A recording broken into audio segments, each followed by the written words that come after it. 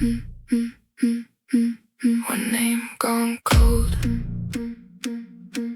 one path went thin. Keep your eyes open, we're going in. Hello again, welcome back to my channel. Most people visit the Grand Canyon expecting to leave with unforgettable memories. But in May of 1975, one man never left at all. Nearly 50 years later, no one knows who he was, where he came from, or who may still be wondering what happened to him. If someone somewhere recognizes even one detail from his story, perhaps he can finally be given his name back. Today, we're telling the story of another John Doe, a man whose identity has remained a mystery for decades. This is the story of John Doe, 4035 UMAZ. On May 25, 1975, human remains were discovered inside Grand Canyon National Park in Arizona. The rugged terrain of the canyon is breathtaking, but it can also be incredibly unforgiving. The remains belong to an adult male. I'm going to read to you from the description of him given by the Doe Network. Again, the date of discovery, May 25th, 1975, in the Grand Canyon, Coconino County, Arizona. His date of death is unknown, and he was not recognizable. There were only partial skeletal remains left. And the cause of death is unknown. He was estimated to be between 30 and 55 years old. He's perhaps white, Caucasian, Hispanic, Latino. Male, 5'4" to 5'10". Could not estimate a weight.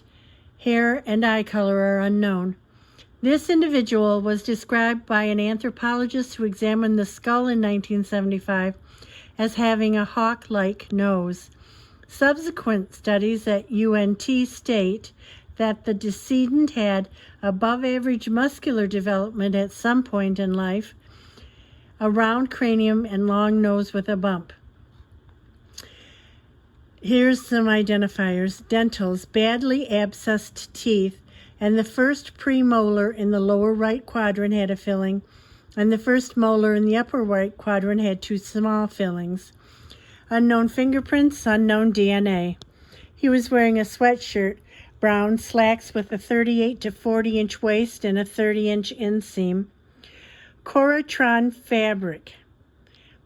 U.S. Air Force green on the outside and orange on the inside jacket, white and blue boxer shorts. He was also wearing a gray metal. Now the description in the Doe Network says Nanco watch, but it's actually a Lanco watch with an L. With 17 jewels, no band, and the numbers 12, 3, 6, and 9 on the face. Any additional personal items are unknown.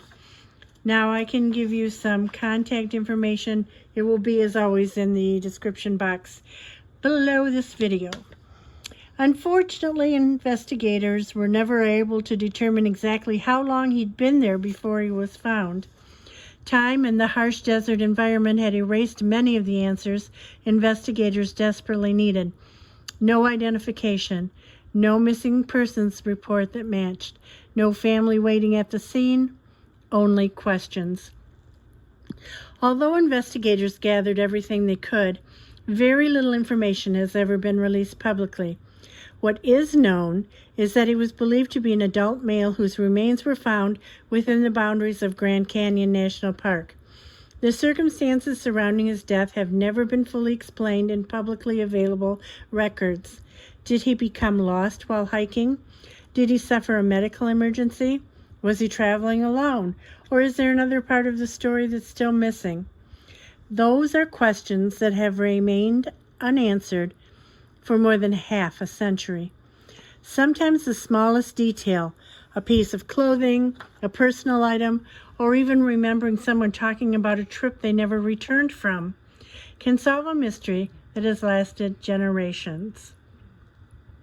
Now, let me take time to invite you to subscribe to my channel. Cases like John Doe 4035 UMAZ rarely get mainstream news coverage, and that has to change. If you believe every missing person deserves an equal effort to be found, please subscribe to this channel. Your subscription helps build a community that forces the ignored stories into the spotlight. Now, moving on to more details. Think about this for a moment. Someone knew this man. Someone may have worked beside him, shared meals with him, celebrated birthdays with him. Maybe someone waited for a letter that never came, or wondered why the phone never rang again. As the years passed, hope may have slowly turned into uncertainty, and uncertainty became silence. Without a name, it's almost as if history forgot he ever existed.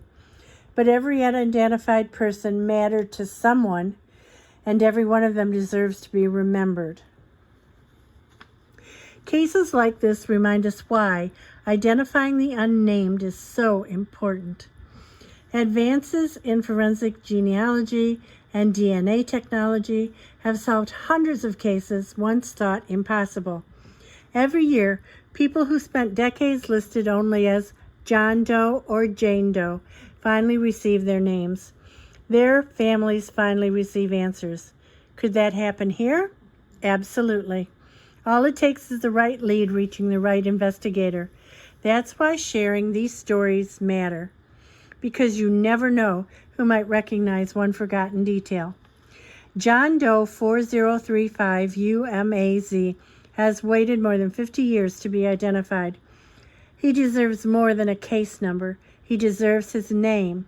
If you know someone who disappeared after traveling through Arizona during the 1970s, or if any part of this story sounds familiar, please contact the appropriate authorities, again in the description box below, or submit a tip through the Unidentified Persons Database. And if you believe stories like this deserve to be remembered, please consider sharing this video. One share could reach the person who finally knows who he was.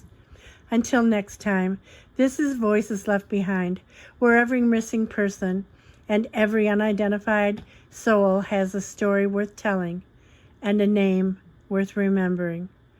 Thank you for watching.